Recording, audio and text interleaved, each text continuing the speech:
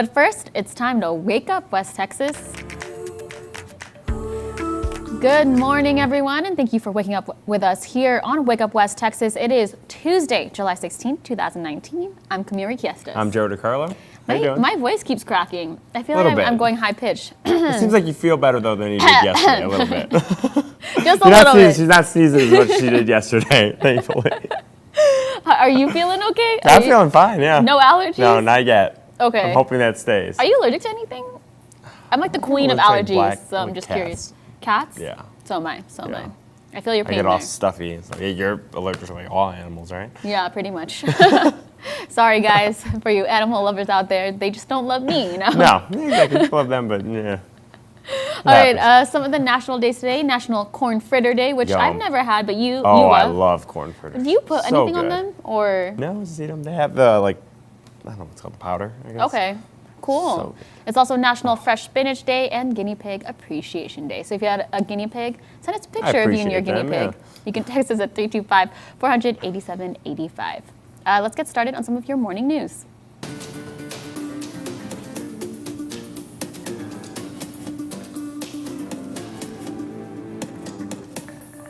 Wealthy financier Jeffrey Epstein appears before a federal judge in a New York City courtroom Monday. And now he is waiting to find out if he'll be waiting a trial on charges of child sex trafficking at his Manhattan mansion or behind bars. Here are the details of his bail hearing. A federal judge saying he needs more time to determine whether or not registered sex offender and high-profile financier Jeffrey Epstein will be granted bail while he awaits trial on charges he sexually abused underage girls. In an unplanned move, two of Epstein's victims urging Judge Richard Berman not to grant bail for the 66-year-old. The most powerful testimony was not from any of the lawyers in there. It was from these two brave women. They told the story about how, as young teenagers, they were abused by Mr. Epstein. Prosecutors agreeing with the women, saying he is an extreme flight risk given his excessive wealth. During the hearing, prosecutors revealing the contents of a safe in his New York City home, an expired passport with Epstein's picture but a fake name, dozens of diamonds, and piles of cash. Both believe not only is he a flight risk for the obvious reasons, but also that is the only way to secure the safety of the community. However, the defense is pushing for house arrest, his lawyers saying he'll agree to nearly any conditions and is even willing to pay $100 million in bail to avoid sitting in jail until trial. Epstein's currently charged with 1 count of sex trafficking and 1 count of conspiracy to commit sex trafficking. For now, Epstein will remain behind bars. The judge is expected to make a decision on whether or not to grant bail on Thursday. Lauren Blanchard, Fox News. The 4 Democratic lawmakers referenced in President Trump's controversial weekend tweet hits back. On Sunday, President Trump said the radical left congresswomen should go back to their countries of origin. The statement was widely criticized for its racial undertones, with many people pointing out 3 of the 4 congresswomen were born in the United States. And on Monday, the group responded with a press conference. Our squad is big. Our squad includes any person committed to building a more equitable and just world. And that is the work that we want to get back to. I urge House leadership, many of my colleagues, to take action to impeach this lawless president today.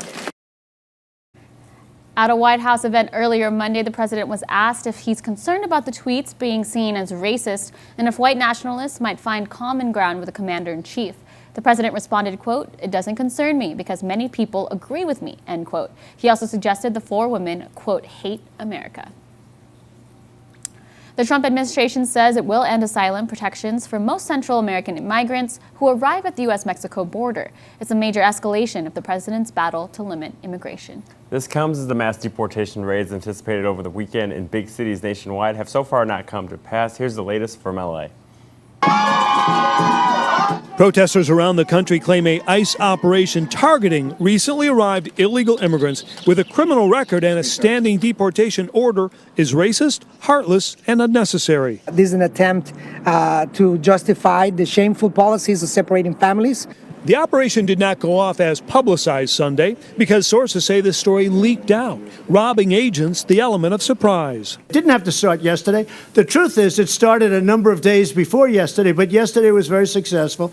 Near LA's MacArthur Park, residents were fearful. They're not, out in public. They're not spending money. They're not going to do those kind of things that they would normally do just out of their own safety. Part of the intent is to try to confuse people, to scare them, to put them on edge. The administration argues the 2,000 immigrants sought by ICE represent less than 1% of the 1 million immigrants it claims ignored final orders of deportation, and a fraction of the roughly 350,000 newly arrived Central Americans, most of whom have claimed asylum. We are doing targeted enforcement actions against specific individuals who have had their day in immigration court. They've been here working hard. They never broke the law.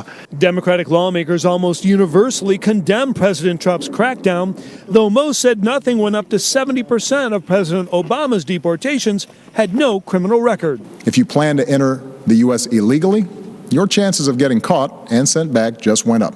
In 2016, 85% of removals had recently crossed the border. 90% were convicted of a crime. Under President Trump, the numbers remain about the same. Agents say this operation could go on indefinitely as ICE cycles through some 2,000 identified as targets, as well as other criminal aliens and possible national security priorities. In Los Angeles, William LaJeunesse, Fox News. According to the Texas Comptroller's report, Texas's northwest region, including Taylor County, has a graduation rate increase of 6.5% since 2010. The region has consistently outperformed the state's graduation rate. AISD Superintendent Dr. Young says they try to reach each individual on a personal level to get them to cross that stage. The programs that we have are working and the things that we're doing are being successful, but we're always looking for, until our dropout rate is 0.0, we're not satisfied. According to usnews.com, Texas ranks 34th out of the 50 states in education. The average graduation rate in the U.S. is 85%. Good news there. Yeah.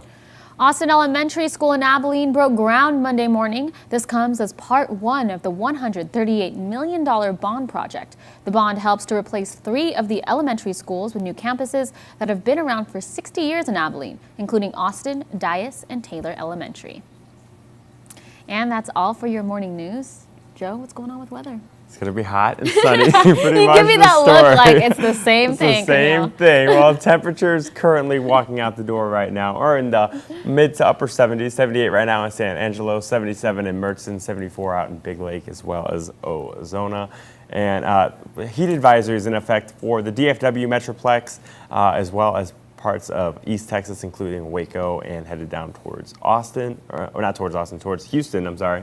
But West Texas is not included in that. We will be just under that threshold thanks to our lower humidity values. We'll talk about just how hot we're going to get and how long this hot and sunny weather is going to last coming up. We'll also be talking about sports with our Dax Ray. He'll be giving us the update. Time right now is 7:09. Stick with us.